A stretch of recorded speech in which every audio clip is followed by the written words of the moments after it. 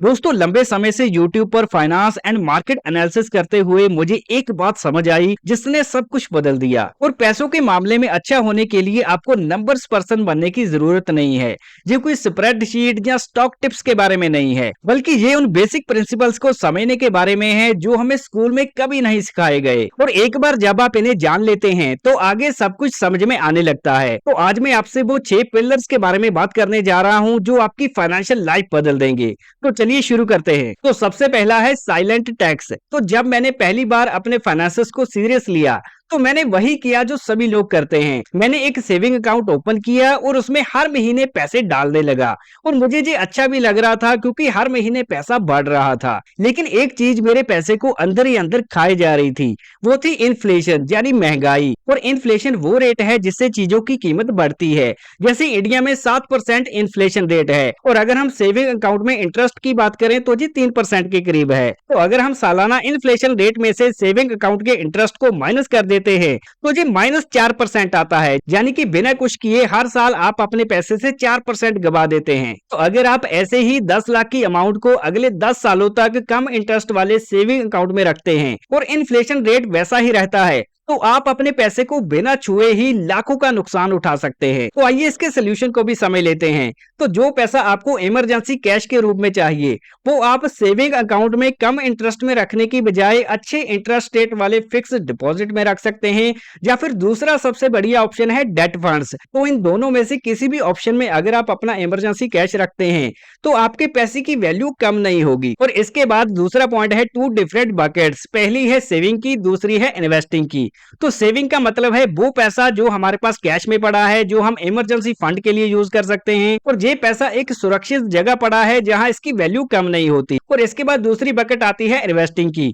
वो पैसा जो हम एसेट में लगाते हैं, एग्जाम्पल के लिए stocks, mutual funds, real estate. तो इनके प्राइस में हमें अप एंड डाउन देखने को मिलता है, रिस्क भी देखने को मिलता है, लेकिन लॉन्ग टर्म में यही पैसा वेल्थ क्रिएट करके देता है। तो इसे आप सिंपल भाषा में इस तरीके से समझ सकते हैं कि जो सेविंग का पैसा है वो आपके घर की नींव है, लेकिन इन्वेस्टिंग वो तरीका है जिससे इस नींव पर बिल्डिंग खड़ी की जा सकती है। तो अगर आप हमेशा सेविंग करते रहेंगे, कंक्रीट डालते रहेंगे, तो आपके पास एक मजबूत स्लैब होगी, लेकिन रहने के लिए जगह नहीं होगी। तो आइए इसको और सिंपल तरीके से समझते हैं। एग्जाम्पल के लिए अगर आपने साल 2016 में 10 लाख रुपए रखे अपने सेविंग अकाउंट में, तो 2026 तक आते आते जी 12,80,000 बन जाएंगे। लेकिन यही 10 लाख रुपए अगर आपने निफ्टी 50 इंडेक्स में निवेश किए होते तो वो 34,40,000 बन गए होते।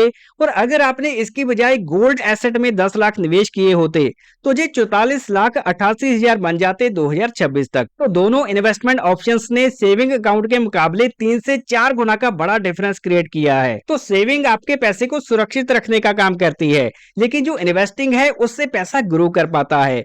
लेकिन आपको इन दोनों ऑप्शंस की ही जरूरत होती है। लेकिन ज्यादातर लोग निवेश शुरू करने के काफी समय बाद तक भी बचत के मूड में रहते हैं। वो तब तक वेट करते हैं जब तक उनको समझ नहीं आता, जब तक उनके पास खाली समय नहीं होता, या जब तक उनके पास ज्यादा पैसा नहीं होता। असल में समस्या ये नहीं है कि आप निवेश करते हैं या नहीं, ये इस बारे में भी है कि आप कब निवेश करते हैं। यही हमें नंबर 3 पॉइंट पे ले आता है जिसका नाम है कंपाउंडिंग, दुनिया का 8वां अजूबा। और एल्बर्ट आइंस्टाइन ने कथित तौर पर कंपाउंडिंग को दुनिया का 8वां अजूबा कहा है। और उन्होंने वास्तव में ऐसा कहा है या नहीं, लेकिन ये एक सही विचार है जो कि पर्सनल फाइनेंस में एक इंपॉर्टेंट कॉन्सेप्ट है। तो ये काम कैसे करता है? एग्जाम्पल के लिए अगर आप 10 लाख रुपए का निवेश करते हैं और ये हर साल 12% से बढ़ता है, जो कि निफ्टी 50 का एवरेज हिस्टोरिकल एनुअल रिटर्न है। तो स्टार्टिंग के सालों में आपको लगता है कि कुछ खास नहीं हो रहा, ग्रोथ बहुत ही कम मिल रही है। लेकिन जैसे जैसे समय बढ़ता जाता है तो काफी सालों के बाद जो रिटर्न है वो आपकी समझ से बाहर हो जाते हैं। तो आइए इस कॉन्सेप्ट को एग्जाम्पल द्वारा समझते हैं। तो यहाँ पर 10 लाख रुपए का निवेश किया और जी एक साल बाद 12% से बढ़ गया 11,20,000, और दूसरे साल जी 12,54,000 हो गया, और तीसरे साल जी 14 लाख हो गया, और 5वें साल आप देखोगे कि जी 17,62,000 हो गया। तो यहाँ पर आपको लगेगा कि तेजी से ग्रोथ नहीं हो रही। लेकिन अगर आप 10 साल बाद देखते हैं तो जी अमाउंट 31 लाख की बन जाती है और 15 साल बाद ये अमाउंट 54 लाख की बन जाती है। और जब आप 21वें साल देखते हैं तो ये अमाउंट 1 करोड़ से भी ऊपर निकल जाती है। तो जैसे जैसे समय बढ़ता जाता है वैसे वैसे कंपाउंडिंग की स्पीड भी तेजी से बढ़ती जाती है। और इसी तरह से मिस्टर वॉरेन बफेट ने अपनी नेटवर्थ को बनाया है।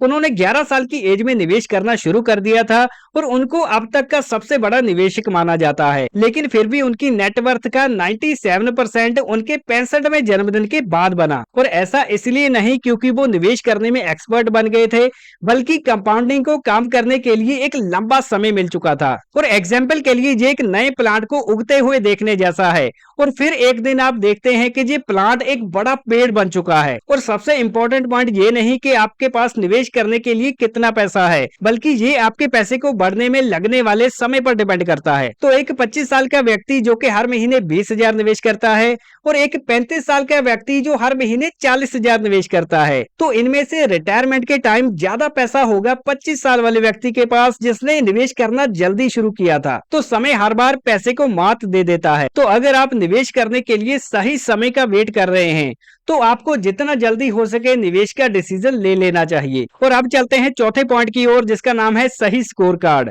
तो जब भी कोई व्यक्ति आपसे पूछता है कि आप कितने कामयाब हैं तो आप बता देते हैं कि मेरी सैलरी इतनी है, मैं महीने का इतना कमाता हूं। लेकिन सैलरी बताना कोई सही पैमाना नहीं है। सैलरी से यही पता चलता है कि आपके पास कितना पैसा अंदर आ रहा है, लेकिन यहाँ से जी बिल्कुल नहीं पता चलता कि खर्च करने के बाद आपके पास कितना पैसा बच रहा है। और मैं अपने पर्सनल एक्सपीरियंस से बताऊं तो मैंने बहुत सारे ऐसे लोगों को देखा है जो 1 लाख से ऊपर महीने का कमाते हैं, लेकिन फिर भी उनकी नेटवर्थ 0 है, क्योंकि वो महीने का जितना भी पैसा कमाते हैं उसी हिसाब से खर्च कर देते हैं।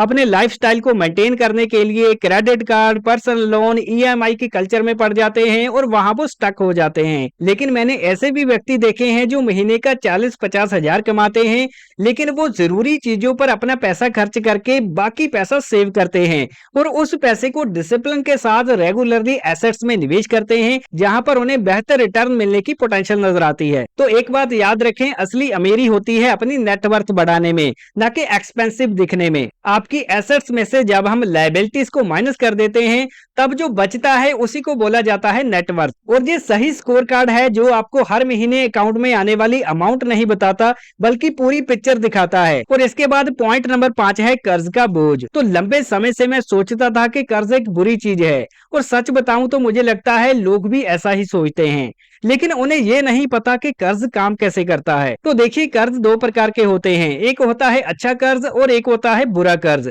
तो इन दोनों में डिफरेंस क्या है आइए ये समझते हैं। तो सबसे पहले बुरे कर्ज की बात करें तो अगर आपने क्रेडिट कार्ड का यूज करके या पर्सनल लोन का यूज करके अपने लिए ऐसी चीजें खरीदी हैं जिनकी कीमत घटती जा रही है। एग्जाम्पल के लिए आपने गैजेट्स खरीद लिए, आपने कपड़े खरीद लिए, छुट्टियां बिताने के लिए आपने टूर बुक कर लिया। तो ये जो क्रेडिट कार्ड है इनमें इंटरेस्ट रेट की मात्रा काफी ज्यादा होती है, 20 से 30% की, जो आपको कभी भी अमीर बनने नहीं देगा। और इसके बाद बात करते हैं अच्छे कर्ज के बारे में। अच्छा कर्ज उसको बोला जाता है जो आपकी एसेट्स को बढ़ाता है, जो आपकी नेटवर्थ को बढ़ाता है। एग्जाम्पल के लिए अगर आपने एक दुकान को कामयाब कर लिया है और वहां से अच्छी आमदनी जनरेट कर ली है और आप इसको और एक्सपेंड करना चाहते हैं और कई दुकानें खोलना चाहते हैं, उसके लिए अगर आप कर्ज लेते हैं तो इसको अच्छा कर्ज माना जाएगा। और ऐसे ही एग्जाम्पल के लिए अगर आपने कोई फैक्ट्री अच्छी तरह से एस्टेब्लिश कर ली है, वहां से बढ़िया प्रोडक्शन कर रहे हैं, सेल कर रहे हैं और इसको और ज्यादा एक्सपेंड करना चाहते हैं, तो इसके लिए लिया गया कर्ज गुड डेट माना जाएगा, जो फ्यूचर में आपकी नेटवर्थ को और ज्यादा बढ़ाने के लिए सहयोग करेगा। तो आगे से कोई भी कर्ज लेने से पहले आपको अपने आप से 2 सवाल पूछने हैं। सबसे पहला सवाल कि आप कर्ज कितने इंटरेस्ट रेट पे ले रहे हैं और दूसरा सवाल आप इस कर्ज का उपयोग क्या करने वाले हैं। और इसके बाद बढ़ते हैं पॉइंट नंबर 6 की ओर, टैक्स की समझ। तो आज के जमाने में टैक्स की समझ होना बहुत ही जरूरी है और टैक्स हमारा सबसे बड़ा खर्चा है। अगर आप टैक्स के नियमों को नहीं समझते तो आप अपनी मेहनत की कमाई को बिना वजह के गंवा रहे हैं। और हर देश में टैक्स बचाने के लीगल तरीके होते हैं। जैसे अगर हम इंडिया की ही बात करें तो सेक्शन 80C के अंडर कई सारे ऑप्शन आ जाते हैं। इसके अलावा एनपीएस हो गया, हेल्थ इंश्योरेंस जैसे ऑप्शन हो गए। और इंडिया में 2 तरह के टैक्स रिजीम चलते हैं, एक है न्यू टैक्स रिजीम, एक है ओल्ड टैक्स रिजीम। तो न्यू टैक्स रिजीम में ज्यादा एक्सेम्पशंस नहीं होती, लेकिन 12 लाख की इनकम तक यहाँ रिबेट मिल जाता है, जो कि सरकार द्वारा एक अच्छा ऑप्शन बनाया गया है। और इसके बाद 16 से 20 लाख तक 20% का एनुअल टैक्स लगता है और 20 से 24 लाख तक 25% और 24 लाख के बाद 30% की टैक्स स्लैब लगती है। तो इंडिया में अगर हम करंट सिचुएशन की बात करें तो सैलरी में अगर आप 12,75,000 तक सालाना कमाते हैं, इससे नीचे नीचे कमाते हैं, तब आपको कोई भी टैक्स नहीं देना पड़ेगा, इसमें पूरी रिबेट मिल जाएगी। और ओल्ड टैक्स रिजीम में आप देखेंगे कि 5 लाख की इनकम तक कोई भी टैक्स नहीं लगता और जहां पर 50,000 तक स्टैंडर्ड डिडक्शन भी मिलती है सैलरीड एम्प्लॉयज को। और इसके अलावा ओल्ड रिजीम में कई तरह के एग्जेम्पशंस भी अवेलेबल हैं, जैसे section 80C, HRA, home loan interest वगैरह जहां एग्जेम्प्ट करे जा सकते हैं। तो यहाँ पर हर साल अपनी total deduction and exemption claim को ध्यान में रखते हुए आप किसी भी रिजीम का चुनाव कर सकते हैं, चाहे आप न्यू रिजीम का करें चाहे ओल्ड रिजीम का करें। तो अगर आपके पास टैक्स की बेसिक नॉलेज है तो आप काफी हद तक अपनी टैक्सेबल इनकम को यूटिलाइज कर सकते हैं। तो दोस्तों ये थे मेन 6 पॉइंट्स, 6 पिलर्स, जिनमें आता है inflation, investing, compounding, net worth, debt और टैक्स, जो कि पैसे की दुनिया का 98% कवर करता है। तो दोस्तों अगर आप इन 6 पिलर्स को समझ लेते हैं तो आप फाइनेंशियल फ्रीडम की राह पर हैं। तो अगर आपको ये वीडियो जानकारी से भरपूर लगा हो तो इसको लाइक जरूर करें, दोस्तों के साथ ज्यादा से ज्यादा शेयर करें। वीडियो पूरा देखने के लिए मैं जवान सिंह आपका धन्यवाद करता हूं। मिलते हैं अगले वैल्यूएबल वीडियो में।